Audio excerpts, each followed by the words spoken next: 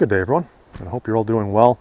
I wanted to talk today about piggyback and angled offset, or 12 o'clock offset, angled offset type of backup red dots. So what I'm going to be discussing today, using this as an example, this is my HK MR762, where I have a March LPVO, and you can see there's a Trijicon RMR just mounted right up there, 12 o'clock right on the top.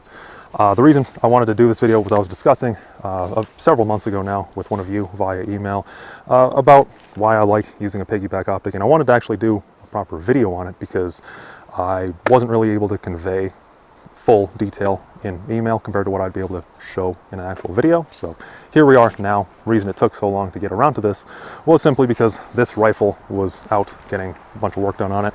Not going to be the focus of the video though, just the piggyback. So understand, first off, where I'm coming from is really the sole reason why I ever started using a piggyback in the first place was because I got into night vision. Before that, I was just using the same LPVO on a Unity mount, 2-inch height. You can see I've used a switch to a lower one now for reasons I will discuss later. But yeah, I noticed that under night vision, it was borderline impossible to use the magnified optic. That's something I'd heard about going into using night vision, but I thought, you know, maybe it's been exaggerated because there are things before that I've heard people say is hard to do or impossible, and it's doable. But this is not one of those cases. When you're trying to use an LPVO under night vision, it is extremely difficult and it's not very practical. So I put the 12 o'clock piggyback offset red dot right here, which I do like a lot better than the angled off the side type of offsets, but particularly when you are using night vision, when you throw this up here, this is very, very much just a natural point of aim for passive aiming through that binocular or through binocular, whatever type of night vision you're using there. So understand that's where I'm coming from on that. However, even if you don't have night vision, I still think there's a lot of benefits to having some sort of offset, whether you also go with a piggyback or you do angled. They do have certain benefits. So I am going to talk a lot about why I prefer this specific type of 12 o'clock piggyback offset compared to angled, but starting with just some benefits you get with either of them compared to just running an LPVO or an MPVO, just a magnified optic, is for one, you can run independent zeros. So for example, for me, I have this RMR zeroed at 50 yards, and I have the LPVO zeroed at 100. And that just makes it easier for those closer in shots. You don't need to have as much of a holdover, even though there is a big offset, of course, a very tall height over bore on this. It's not that bad. It's pretty easy to manage, especially if you are already used to taller mounts, which again is another thing I'm going to get to a bit later. And the second really big advantage I see with this type of setup, again, any type of offset, whether it's angled or 12 o'clock, is you can use this to very quickly switch between magnification levels, and you don't have to mess around with a throw lever or turning the magnification dial right here. And similarly, if you had a magnifier, you don't even need to pop that up or pop it off from the side. You can just immediately go here. So right now I'm looking down the red dot at, of course, no power, no magnification, and I can just say, you know, I'll have this at 4 power, for instance, pretty comparable to what a lot of magnifiers are. So I just go there and then down to there with just a little minor move of my head. It's a lot less movement than having to take my whole hand up and mess with some controls or a magnifier. Now, discussing the benefits I see just on a piggyback versus angled offset red dots. To start, a big one is ambidexterity. So I know that switching shoulders is somewhat controversial. You don't always want to do it, but I do personally like having the option. So if you were to, you know, like you already saw, shooting here from the right shoulder, it's totally normal. If you were to switch to the left, of course, it's right there. Compared to if you were using an angled offset, it would be very easily usable on your dominant side, but if you needed to switch to your non-dominant side for whatever reason, it's not really going to be usable without clocking yourself in the face or the neck, something like that. Second is the ease of zeroing, but also when you're bracing off of obstacles and stuff like that. So of course, just talking about zeroing first, if you have a 12 o'clock offset, it's very easy to just either pop your rifle into just your standard bench or pop a bipod just where you regularly do and just zero like normal. Compared to if you're doing an angled offset, of course, you do need to really brace this pretty well, which isn't impossible, certainly, but it is a lot more harder to get a good consistent hold on your target when you're doing that sort of angled offset. And similarly, if you are shooting off of an obstacle, it is easier, again, to just brace it off the bottom. Depends kind of on your handguard design as well. But overall, I have found that having just a 12 o'clock piggyback is a lot more manageable in general of just up profile than having it off the side. And what I mean by the profile is just when you have it slung, for instance, if I'm just walking like this, it's less I need to keep in mind of, what's sticking out the side. Personally, I don't like having a bunch of stuff loaded on both sides of the rifle. For example, I already have my light here on the left, which is my non-dominant side. So I wouldn't want to make the rifle so wide everywhere.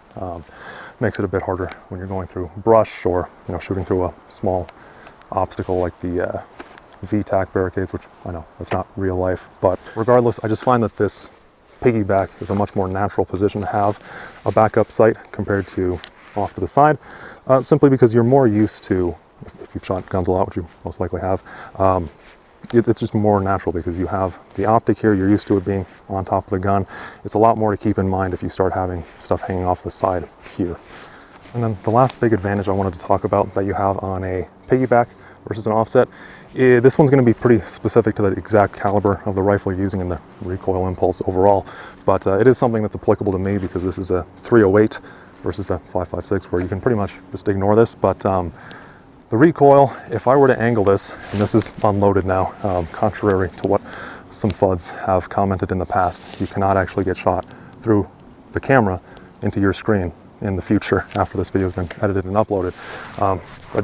This will be kind of hard to see regardless, but if you look at where the stock is, so if I were using an angled offset, I'd be right about there-ish.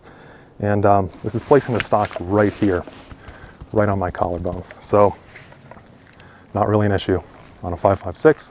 If I were to do that a lot on a 308, which doesn't have terrible recoil, but if I were to start doing a bunch of rounds through it, it would not be comfortable at all. I'd start to feel it after a while, no doubt. And along that same line of thinking, if you were to use a plate carrier, now it'll depend on what exact type of plate cut you have, but I've found that with a piggyback optic, it's very easy to just put this pretty much right where I usually put it, even with a plate carrier, and it's very easy. It doesn't want to slip off of my shoulder or off the plate, anything like that. Compared to with an angled, you wouldn't get as much contact on your shoulder, especially with the plate carrier, it might want to slip completely. Now, although I do think that there is a ton of advantages of the piggyback optic setup, there are a few things to keep in mind, a few potential disadvantages which you can practice through, but you don't want to get surprised by them. So the first of which is pretty obvious, that the height over bore is pretty significant. You can see right there, RMR, compared to the center line of the bore, or the barrel, is right about at this M-lock slot right there. So that's quite high. I'm already pretty used to high optic mounts myself. I usually shoot not an actual 416, but an MR556 with Unity riser and an EOTech. So it's pretty tall up there. Of course, it's still going to be ever so slightly shorter than this, but pretty comparable. So you can learn your holds. It's not terribly difficult to get the hang of, but it is something you'll absolutely need to keep in mind. And similarly, if you're not used to higher optic mounts, getting used to that stock weld where it's more so on your jaw compared to cheek weld, just a different indexing point.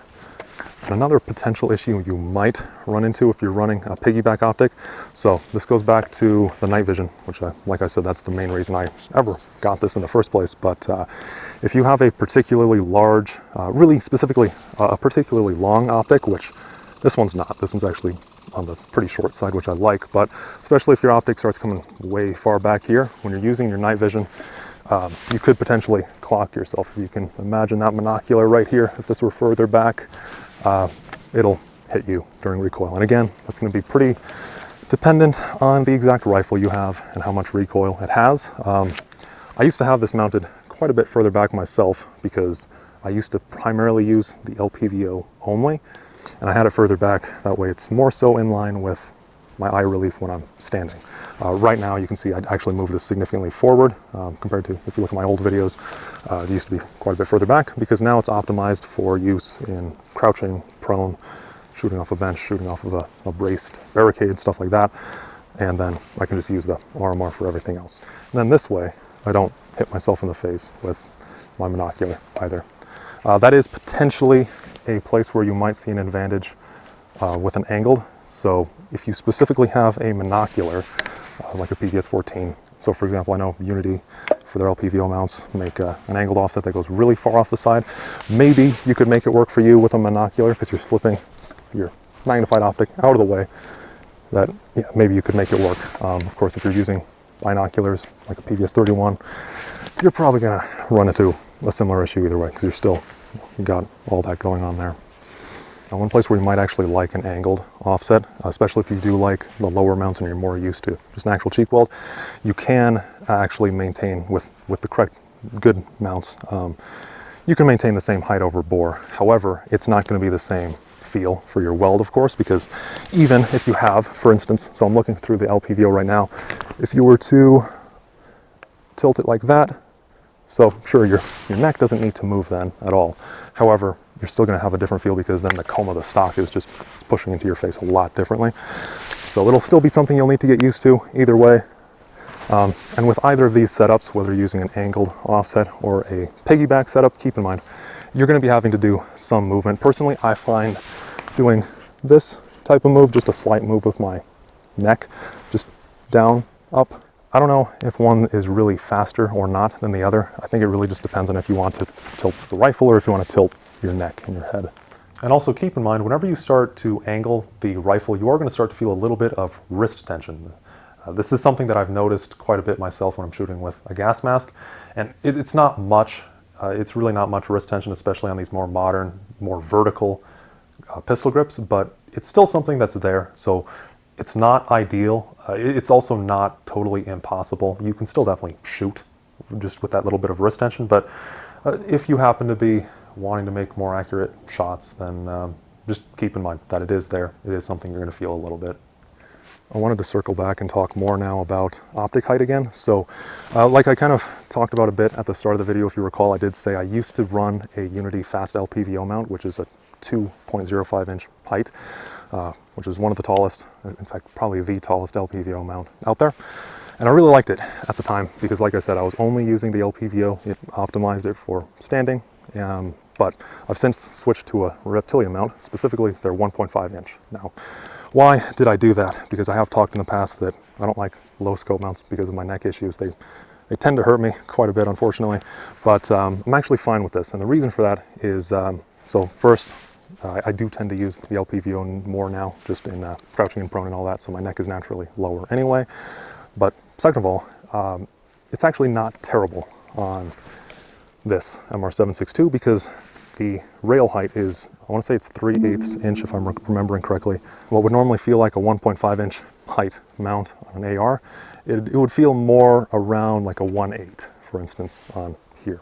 So this really isn't terrible. I feel a tiny bit of strain, but thanks to that extra rail height, it's not totally unusable for me, even in standing. But the big reason that I did switch to this Reptilia was just because that Unity mount, trying to use a piggyback on it was just way too high. Like I said, it was already a 2-inch height from the base to the actual magnified main optic. So if I remember right, my actual indexing point was literally actual chin weld. I know people throw that term around a lot, but I was actually getting just bottom of the chin was my indexing point. That is very hard to do consistently. So I had to get rid of that. Another issue actually with the Unity fast mount, which thankfully you can run either angled or piggyback, but I really don't think it's optimal for piggyback because the Unity mount, I'll put up a picture of when I was using that, it has significantly more standoff. So not only is it a 2-inch mount plus the RMR, you also have a standoff of an extra plate adapter that they make, and that's not a very thin adapter. It puts it up even higher. So if you want to shoot basically GBRS Hydra mount height, then I guess you could go with that, but I really hate that height, so I had to go with something lower like this. So I hope that if you were looking at getting either a piggyback or an angled offset, or if you're just curious about the concept as a whole, I hope that this video was informative and hopefully provided some context for you and some information to hopefully make a purchasing decision if you're looking into doing that. If you do want some more context and some more information, I would highly recommend checking out Hop's video, Brass Facts, as well as Modern Tactical Shooting. Those three have all done really good videos talking about offsets, whether it's angled or piggyback, like I said, and they just provide their own unique perspectives on it as well, which I would highly recommend before you, if you're, like I said, if you're looking into this, before pulling the trigger on any of these setups, so you kind of know what you're getting into. And I wanted to also end with, if you use an angled offset yourself and you do see them as being more advantageous compared to a 12 o'clock, I would be curious to know your perspective on why that is. I'm not trying to start a flame war, but I am wondering, because myself, I only really see much more advantages with a 12 o'clock, especially for night vision usage. So maybe there's something I'm missing there. And I can see in some cases too that, you know, there are certain optics, for example, some thermals and some prism optics, like I think the primary arms, where you can't piggyback at 12 o'clock. You can only use an angled offset. So for those cases, I can totally understand why you would maybe be forced into using an angled offset. But yeah, if you use a similar setup like an LPVO or MPVO, then yeah, like I said, would be curious about your opinion on that if you do use an angled offset. For another point you might want to consider, personally, had I known I was going to go this route, which didn't really realize I would until I got into night vision, maybe I would have gone with a medium power variable optic instead. I'm not going to, because I already own this, but were I to do this whole setup again, maybe I would. That way you can make better shots at distance, get better target identification, and still do your closer up stuff with your offset optic. Thank you all for watching, especially if you made it through and you're watching this part right now. Greatly appreciate it. Let me know in the comments if you do have any other questions, or if you have any other experiences with these types of optic setups yourself that you wanted to add. Always love to hear those.